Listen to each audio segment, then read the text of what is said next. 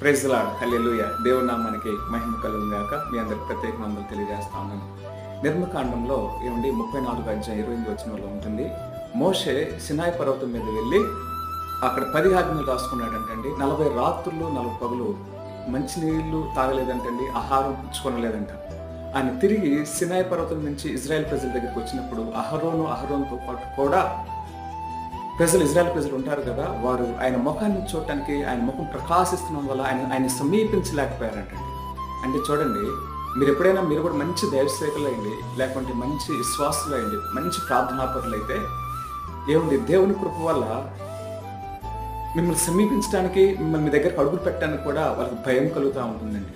అంటే మనం తప్పు చేశాము, ఆయన దగ్గర పోతే ఎక్కడ గమనిస్తాడోమో, ఎక్కడ ఏం చేయాలో, అందుకని మనం చాలా జాగ్రత్తగా ఉందాం ఆయన దగ్గర అని చెప్పేసి మంచి దైవసేవకుల దగ్గర ఎప్పుడు విశ్వాసులు జాగ్రత్తగానే ఉంటారండి. అంటే చూడండి,